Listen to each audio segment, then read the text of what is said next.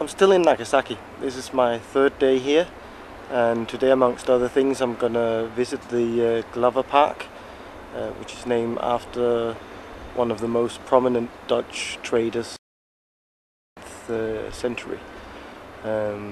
It's built in the south of the city, in the hills, quite far up, and in typical Japanese style, they've built an elevator to get here. I'll just let you have a look at that.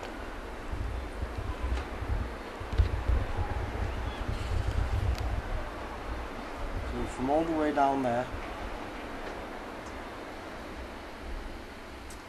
to all the way up here, it saves quite a bit of a walk actually. So at the moment I'm quite pleased with the Japanese laziness. And if the first elevator wasn't enough, they built another one.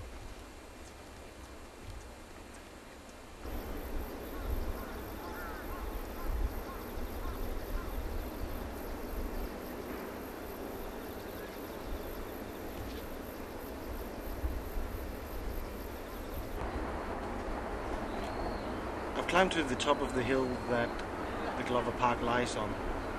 There's a really great view from up here, and it was a really nice walk up. I'll show you some footage of some of the eagles that nest here, and there was lots of scary spiders as well, but no killer ones though. There's quite a few eagles and hawks and falcons around. See the one down there. It's quite difficult keeping the camera steady enough for this, but I think you get the picture.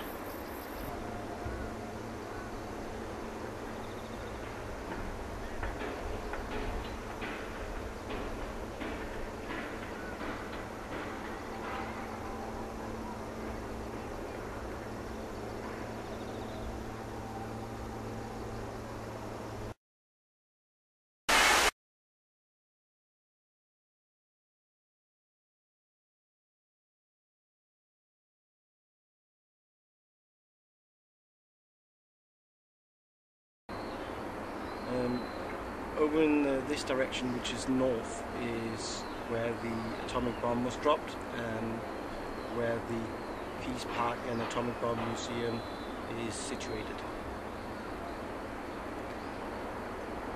Down in this area of Nagasaki, that's the central shopping areas where most of the restaurants and bars are. Not that I've been there, of course. And Nagasaki actually lies at the mouth of a river. You can see the mouth of the river over there. It also has a large industrial harbour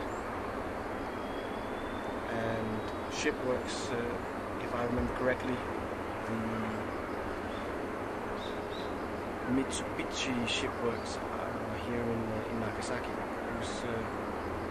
Here Mitsubishi actually originated from way back in the 18th century. And out here, we have the sea.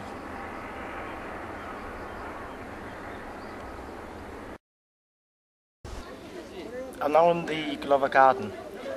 It's named after Thomas Blake Glover, and I think I, by accident, called him Dutch earlier.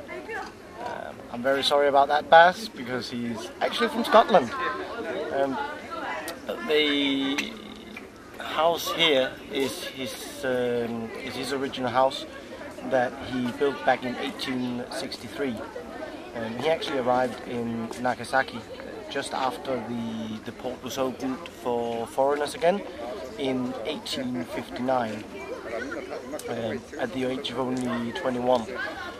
He became one of the most important businessmen in Nagasaki, or at least foreign businessmen, and he was responsible for much of the import of foreign technology, especially weapons.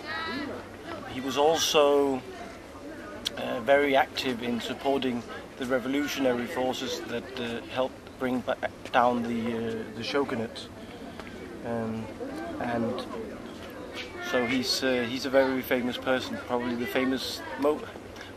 most famous foreigner in Nagasaki, at least, maybe in Japan. All the houses here are colonial houses built in the late 18th century by foreigners who came to Nagasaki to exploit the many new opportunities that arose after the opening to the west. They weren't all built here. Many of them was relocated to give a better insight in, again, a very important part of Nagasaki history. This puts me in the mood for more sushi.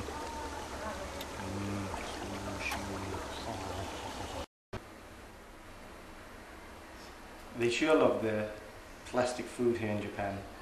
You actually see this outside many restaurants where they have, I hope they're not preserved dishes, I hope it's some kind of plastic, but they look like, I guess, proper food that's been almost laminated. It's a bit weird, but it's, I guess, helpful if you can't read Japanese.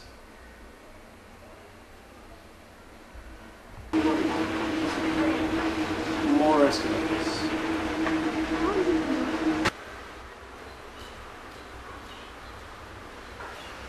This is the back end of Hollander Slope, so called because it led to the European part of Nagasaki back in the late 18th century.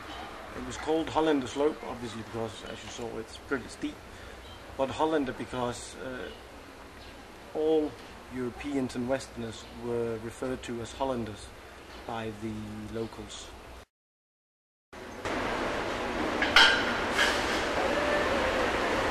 The only other nation, apart from the Dutch, that was allowed to trade with Japan during the 300-year isolation were the Chinese.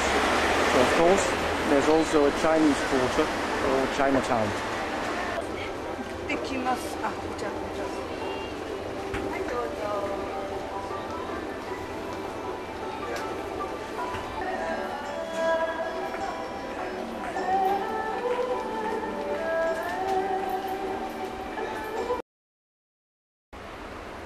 This is Jijima Island. It was built in 1636 to isolate Europeans and prevent the spread of Christianity.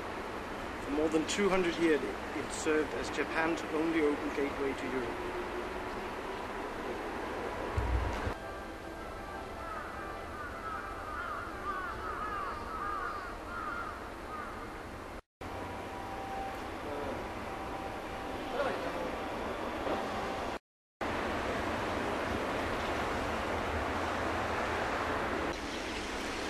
And this is what it looks like in miniature.